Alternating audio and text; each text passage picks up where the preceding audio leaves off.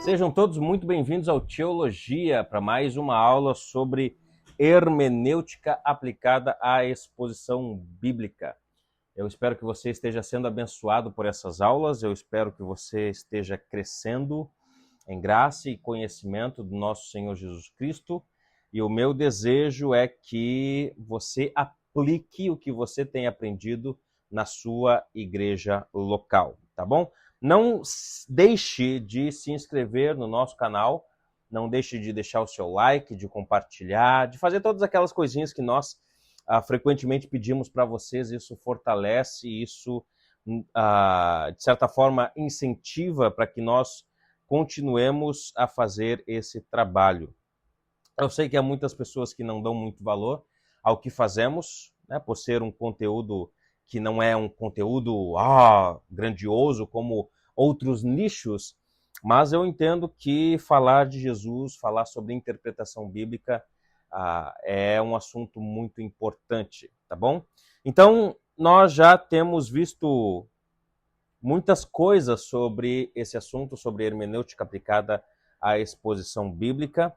Vimos nas primeiras aulas sobre a responsabilidade daquele que prega, daquele que ensina com a própria palavra do Senhor, para com o Senhor e para com o povo que ensina. Vimos algumas coisas mais técnicas sobre observação e interpretação, sobre olhar o texto como um detetive e tentar tirar dali o máximo de pistas possível para que consigamos montar o quebra-cabeça e ver o que as pistas estão nos mostrando acerca daquele texto.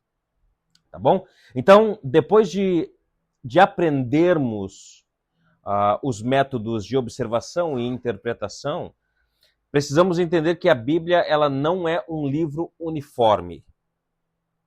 Tá? Ela não é um livro uniforme, mas ela é uma biblioteca com diversos estilos literários. Tá? A Bíblia ela não tem um estilo literário só. Ela é uma compilação de vários livros com vários estilos literários.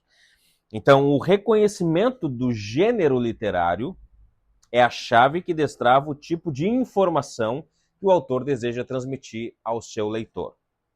Tá? E a gente vai falar um pouco disso nessa quinta aula sobre gênero literário, né? Que é a chave que nos ajuda a abrir o conteúdo que o autor está querendo nos passar. Então, o gênero literário, ele se refere ao tipo de literatura ou matéria escrita encontrada na Bíblia. Cada categoria possui regras próprias que guiam sua interpretação e aplicação. O que significa dizer é que eu não vou ler, por exemplo, narrativas da mesma forma como eu leio poesias, tá? Ou como eu lesse uma carta da mesma forma como eu leio os livros proféticos. Eu não posso fazer isso. Por quê? Porque cada gênero literário pede para que eu o leia da forma como ele está escrito. Ok? Ignorar o gênero é como tratar um manual de medicina como se fosse um livro de poesias. O resultado pode ser desastroso. Então, se eu, por exemplo, interpreto uma poesia como uma narrativa, a aplicação daquele texto que eu estou ensinando vai ser totalmente diferente daquilo que o autor queria aplicar, ou quer aplicar. Estão entendendo? Então, deixa eu trazer uma definição um pouco mais técnica disso aqui.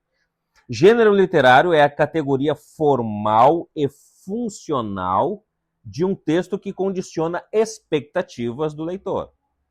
Estrutura argumentativa, uso da linguagem literal, figurada, hiperbólica e finalidade comunicativa. Um erro muito comum que as pessoas cometem é o tal do anacronismo genérico, que é impor ao texto regras de leituras que pertencem a outro gênero. E aí a gente precisa lembrar do princípio hermenêutico para se ler os livros de forma como eles pedem que sejam lidos. O sentido emerge da interação entre forma, que é o gênero, e o conteúdo, que é a mensagem, e o contexto, que é o histórico canônico. Por exemplo, Neemias 8, versículo 8, demonstra isso bem na prática. O texto diz que eles leram de forma clara, dando explicações de tudo aquilo que eles estavam lendo. Então, nós temos leitura clara do texto, mais a explicação do sentido conforme a natureza do texto.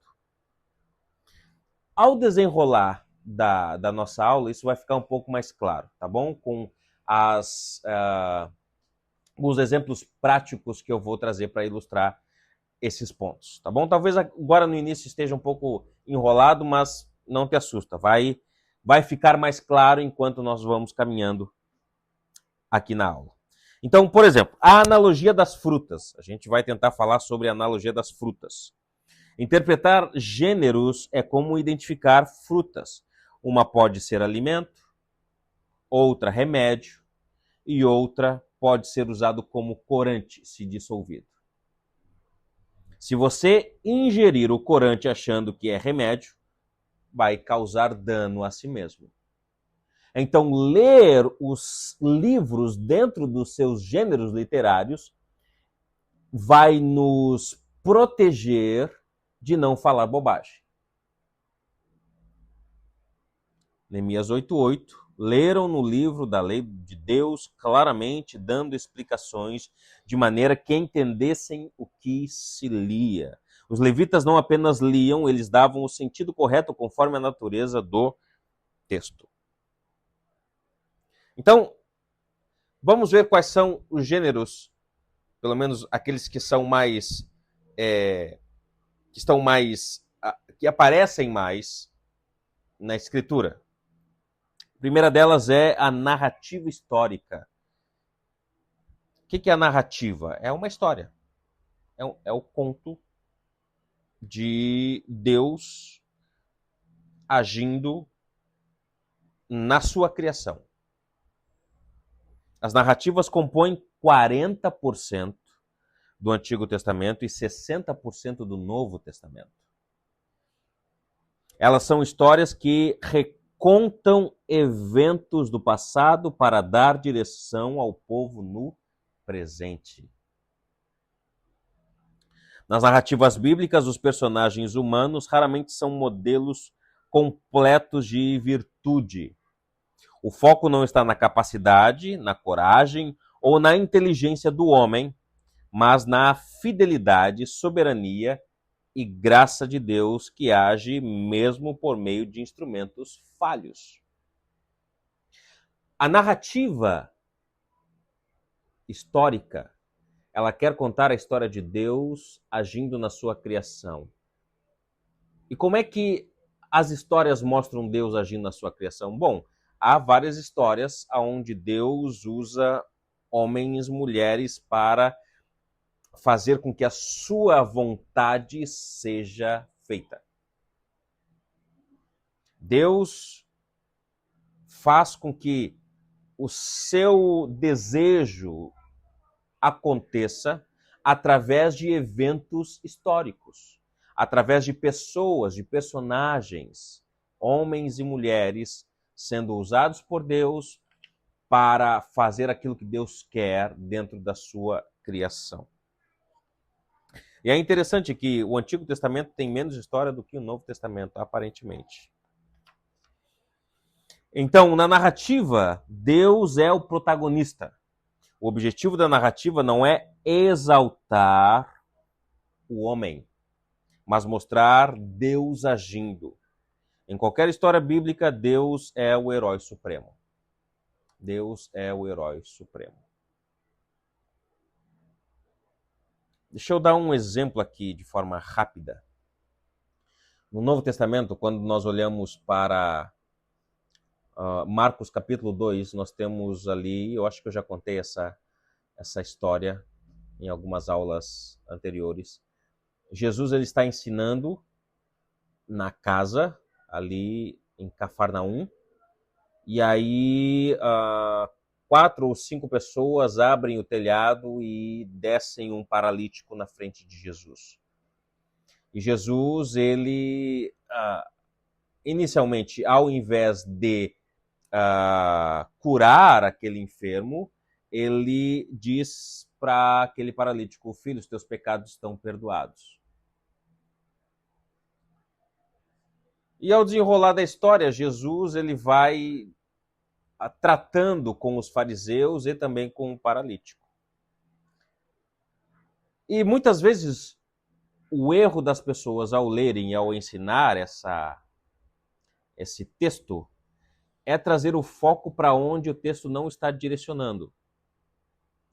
Alguns imaginam e ensinam que o texto está ensinando sobre amizade, o desejo, o esforço daqueles amigos em levarem o paralítico até Jesus. Isso é amigo de verdade. Amigo de verdade leva o seu amigo para Jesus, para mais perto de Jesus. Então, se você é amigo de verdade, conduz os seus amigos a Jesus.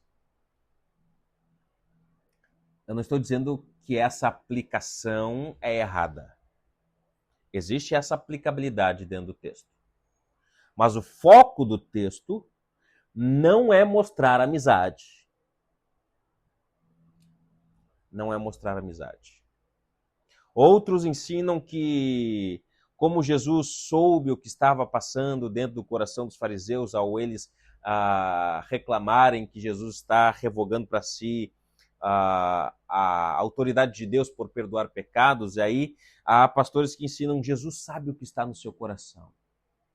Então pense o que é bom, para que ele não se desagrade do que você pensa, do que está no seu coração. Não é esse o foco do texto, por mais que exista a aplicabilidade. O foco do texto está em mostrar Jesus como Deus. E como é que ele faz isso? Trazendo a autoridade de Jesus para perdoar pecados. Então o texto está ensinando que Jesus é Deus e como Deus ele pode perdoar pecados. Tanto é que no final da história, Jesus ele diz para os fariseus: mas para que vocês saibam que o Filho do Homem tem autoridade sobre a terra para perdoar pecados, eu digo a você, pega o teu leito, levante-se e vá para casa. E o que acontece? O paralítico levanta, pega o leito e vai para casa. Ou seja, a cura, o milagre de Jesus, autentica que ele tem autoridade para perdoar pecados. Esse é o foco do texto. Então, se eu não entendo que Deus, Jesus, é sempre o foco principal da narrativa bíblica, eu vou acabar trazendo foco para onde o texto não está direcionando. E aí a gente corre o risco do perigo da moralização. Narrativas ilustram doutrinas ensinadas explicitamente em outros lugares, mas não foram escritas primariamente para ensinar lições de moral. Por exemplo, a história de Jacó e Esaú. Essa história ilustra a soberania de Deus. Não apenas fala sobre uma má conduta familiar. Esaú vendendo a sua primogenitura, Jacó enganando seu irmão. O foco do texto não é ensinar que nós não devemos ser enganadores, que nós não devemos entregar as nossas coisas de valor, mas é mostrar que Deus, apesar dessas dificuldades daqueles homens, usou tudo para a sua glória, para que desse um início ao seu povo. Ele já tinha escolhido Jacó desde antes do ventre. 1 Coríntios capítulo 10, versículo 11, é a base bíblica para isso. Essas coisas ocorreram a eles como exemplos e foram escritas como advertência para nós sobre quem tem chegado o fim dos tempos. Então a narrativa bíblica, ela responde à pergunta: o que Deus está fazendo aqui? Ela não está para responder o que esse personagem fez certo ou fez errado. Então, quando estamos lendo narrativas, a gente precisa responder a pergunta: o que Deus está fazendo aqui? E não o que esse personagem está fazendo certo ou errado. Exemplo bíblico disso, Êxodo 14, nós temos a travessia do Mar Vermelho, e aí o texto enfatiza repetidamente que o povo estava acuado, Moisés estava limitado, e o inimigo era forte. E aí o clímax da narrativa mostra no versículo 14 do capítulo 14, e o Senhor pelejará por vocês. O povo está acuado, o povo está com medo, o faraó está vindo com o seu exército, o mar ainda não abriu, e aí, o que? Deus vai pelejar por vocês. E aí, o pregador, ou aquele que está ensinando, deve conduzir aqueles que estão ouvindo a confiar em Deus e não nas suas próprias forças. O texto está mostrando isso. Não por nossas forças, mas pela força de Deus. Tá? Então, as narrativas não foram escritas primariamente para responder o que eu devo fazer, mas o que Deus fez e está fazendo. Então, ao lidar com as narrativas bíblicas, o expositor deve sempre perguntar: onde Deus está agindo nesse texto? Que aspecto do caráter de Deus está sendo revelado? Que verdade doutrinária esse relato ilustra? Ou que advertência ou encorajamento isto traz para a igreja hoje? Tá bom? Se estamos trabalhando com narrativas, precisamos responder a essas perguntas. E se tu quiseres receber os PDFs das aulas, você comenta aqui embaixo, eu quero, e aí coloca o seu contato, nós vamos entrar em contato e vamos enviar para vocês esses PDFs, tá bom? Então essa foi a parte das narrativas bíblicas. Mas também existe uma outra narrativa que é preponderante nas escrituras, que é as epístolas. Cartas com endereço e ocasião. Essas são as epístolas. As epístolas são documentos ocasionais, ou seja, foram escritas para situações específicas do primeiro século. Significa dizer que não tem serventia para nós? É óbvio que tem serventia para nós. É por isso que nós pregamos elas. Mas, inicialmente, elas foram escritas para igrejas específicas em contextos específicos. Mas vamos até lá. Quando nós lemos as epístolas, nós temos que entender que é como se nós estivéssemos ouvindo o telefone. Interpretar uma epístola é como ouvir apenas um lado de uma conversa telefônica. Precisamos reconstruir o problema que o autor estava respondendo quando escreveu a sua carta. O autor responde a perguntas, erros, tensões e pecados que nem sempre estão descritos explicitamente no texto, mas podem ser reconstruídos a partir do tom, do vocabulário, das advertências e do contexto da carta. Então, o intérprete responsável não pergunta primeiro como isso se aplica a mim, mas ele vai fazer o seguinte: o que estava acontecendo para que isso precisasse ser escrito? Estou lendo a carta e a pergunta que eu vou fazer é: como é que isso se aplica a mim? Essa não é a primeira pergunta a ser feita. A primeira pergunta a ser feita para a carta, para a epístola é: o que estava acontecendo aqui para que, por exemplo, Paulo escrevesse desse jeito? Exemplo, 1 de Coríntios. O que nós estamos ouvindo nessa ligação? Paulo fala contra divisões, porque havia facções. Paulo trata de imoralidade, então havia pecado que estava sendo tolerado lá. E Paulo responde sobre os dons, porque havia confusão espiritual acerca dos dons. Então, a reconstrução da situação poderia ser a seguinte: a igreja de Corinto era rica em dons, mas pobre em maturidade, porque havia divisões, havia pecados que estavam sendo tolerados e pecados de imoralidade, e havia uma confusão quanto à questão de dons. A epístola também apresenta lógicas e conectivos, e é importante a gente prestar atenção na lógica, na métrica que o autor usa para escrever a sua carta. Então, diferente da narrativa, as epístolas seguem uma sequência lógica. É vital observar conectivos como porquê, portanto e para quê, para seguir o argumento do autor. As epístolas foram escritas dentro de uma estrutura lógica intencional. Os apóstolos não jogam frases soltas ali nas suas cartas, eles constroem argumentos teológicos progressivos. Ignorar, então, conectivos é como ler um mapa sem prestar atenção nas setas, nas placas.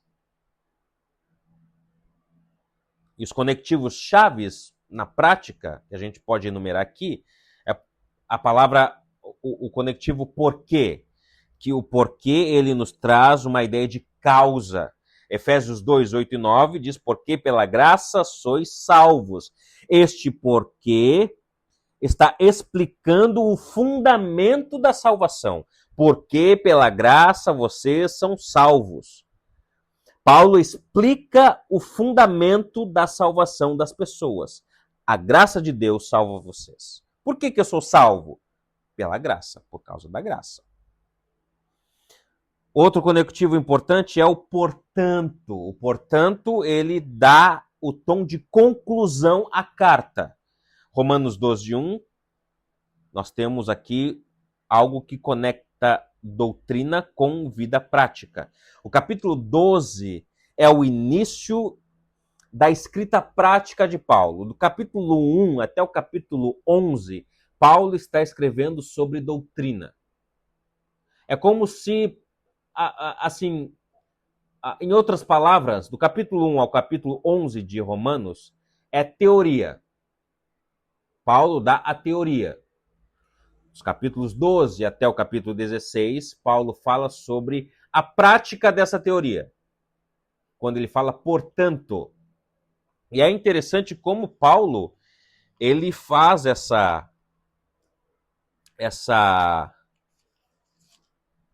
mudança de uma coisa para outra, da teoria para a prática.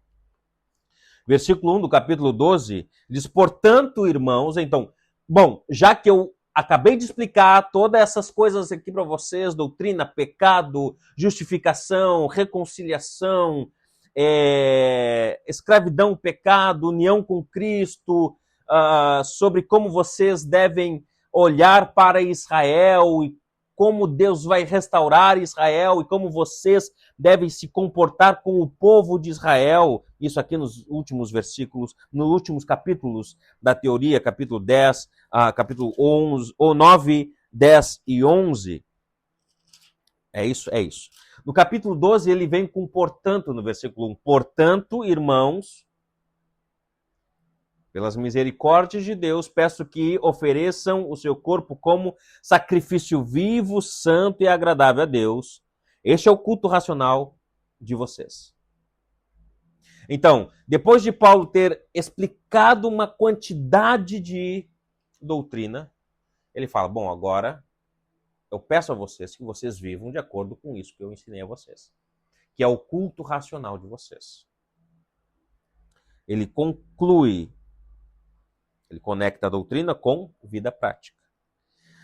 Nós também temos o outro conectivo, que é o para quê, que ilustra ou que traz a questão de finalidade. Efésios 4:12, nós temos ali, mostra propósito da ação ou de ação ministerial. Tá? Efésios capítulo 4, versículo 12, ele diz o seguinte: com vistas, que é o para quê,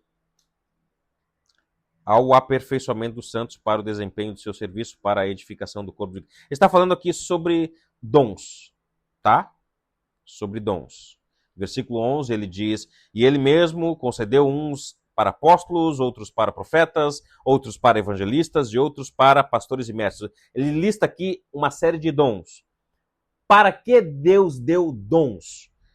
Para que exista aperfeiçoamento dos santos, ou com vistas, como está escrito aqui, o aperfeiçoamento dos santos. Então, quando você estiver lendo uma carta, estudando, preste atenção. Por quê, portanto, para quê? Porque isso vai lhe ajudar a entender causa, conclusão, finalidade. Tá joia? Vamos avançar aqui. Então, ao interpretar epístolas, sempre pergunte: qual é o problema que motivou essa carta? Onde começa e termina o argumento? Que verdades são fundamento e quais são aplicação? O que é fundamento? O que é teoria? O que é aplicação? O que é prática aqui? E que princípios transculturais emergem desta situação específica? Como essa situação específica e aquilo que o autor escreveu para esta situação específica pode ser aplicada para a minha situação hoje, tá? Eu não quero ser tão demorado aqui com vocês, então vamos avançar. Vamos falar sobre poesia e sabedoria, tá? A poesia e a sabedoria apelam às emoções e à vontade prática. A poesia, especialmente salmos, e a literatura sapiencial, provérbios, elas comunicam a verdade de forma estética, bonita, certo? Afetiva e prática. Elas não foram escritas para satisfazer apenas o intelecto, mas para moldar o coração, orientar a vontade e formar a sensibilidade espiritual do povo de Deus. E aí a gente tem algumas coisas dentro desses gêneros literários que é importante prestarmos atenção. Por exemplo, paralelismo e emoção. Na poesia hebraica, a rima está nas ideias. Importante. Não nos sons. A rima na poesia hebraica está nas ideias, não no som. O paralelismo sinonímico repete o pensamento para dar ênfase emocional. Diferente da poesia ocidental, a poesia hebraica não depende de rimas sonoras, mas de rimas conceituais. O paralelismo é o principal recurso poético e tem a função de reforçar ideias, intensificar emoções, conduzir a meditação. Tá?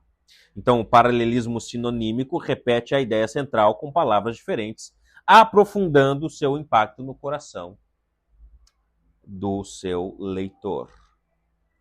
E Provérbios, isso aqui é super importante. Super importante. E eu quero que você preste atenção nessa parte aqui. Para que você não ensine errado. Provérbios não são promessas de Deus. Provérbios ensinam regras gerais de sabedoria e não devem ser lidos como garantias legais ou profecias automáticas de sucesso. Provérbios pertencem à literatura sapiencial, que trabalha com observações gerais da vida sob a ordem criada por Deus. Elas ensinam o que normalmente acontece quando se vive segundo a sabedoria divina, não o que sempre acontecerá em todos os casos. Por exemplo, Provérbios 22, 6. Instrua a criança no caminho em que deve andar, e quando mais velho não se desviará dele. Aí vem o camarada lá, criou o filho na igreja, ensinou, foi disciplinado ao ensinar os seus filhos. Mas o seu filho chegou numa idade e disse: eu não quero mais nada com o Senhor. Não quero mais nada com Jesus. Aí vem o camarada reclamar com o pastor: pastor, o senhor ensinou. Provérbios diz que se eu instruísse o meu filho desde pequeno, ele depois de velho, ele não sairia dos caminhos do Senhor. Entenda, Provérbios não é garantia de que, sendo sábio na sua conduta, você obterá sucesso no final. Não é garantia. Um erro comum é transformar o texto em promessa absoluta e gerar culpa naquele que faz as coisas direito. Por exemplo, no pai aqui, depois de ter ensinado, instruído, o filho sai dos caminhos do Senhor. O que vai gerar nesse pai? Culpa. Mas eu fiz tudo direitinho, o que eu fiz de errado? Se tu andou direitinho, tu não fez nada de errado. A leitura correta de Provérbios é que, por exemplo, desse aqui, o provérbio afirma o valor do treinamento piedoso, mas não elimina a responsabilidade moral, individual, nem o mistério da providência. Cada um é responsável pelas suas condutas diante de Deus. Se um filho resolve não andar mais com o Senhor, a responsabilidade é dele, não dos pais. Mesmo que o pai tenha ensinado desde pequeno a andar nos caminhos do Senhor. Provérbios 22:6, instrua a criança no caminho que deve andar e até quando envelhecer não se desviará dele. Este é um princípio geral de treinamento, não uma promessa absoluta de que o filho jamais falhará. Tá? É importante. Então, salmos moldam o coração do cristão diante de Deus. Provérbios moldam a conduta do cristão diante da vida. Poesia comunica verdade sentida, sabedoria comunica verdade aplicada. Tá bom? Então, algumas aplicações práticas aqui para você. Para você pregar de forma fiel, você deve fazer o seguinte: identificar o gênero antes de interpretar, antes de fazer a interpretação. Pergunte-se assim: esse texto é uma lei? É uma história? É uma canção? É uma carta? Faça perguntas ao texto. Quando você estiver observando, faça essas perguntas ao texto. Outra coisa, respeite a intenção do autor. Respeite a intenção do autor. Um texto não pode significar hoje o que nunca significou para o autor original. E a outra coisa é tentar traduzir a cultura. Alguns provérbios ou leis refletem instituições que não existem mais. Mas o princípio por detrás dele deve ser traduzido para a nossa realidade. Tá bom? Tenta fazer isso em casa. Pega aí o Salmo 23, Gálatas 1, liste as diferenças entre um e outro, tá bom? Anote as diferenças. Como a poesia do Salmo afeta o seu coração, diferente da urgência da carta de Gálatas, tá? Faça isso, tá bom? Então, se o texto é narrativa, não dê ordens onde Deus só contou uma história. Se é epístola, siga o argumento antes de aplicar. Se é poesia, permita que o texto toque o coração antes de explicar o próprio texto. Se é provérbios, ensine sabedoria e não contratos com Deus. Tá? O bom expositor, ele não muda a partitura. Ele aprende a tocar do jeito que o autor escreveu. Tá bom? Então, meu desejo é que você continue crescendo. Eu sinto muito por ter me demorado nessa aula, mas a próxima aula vai ser um pouco mais breve. Tá ok? Então, um forte abraço. Até daqui a pouco.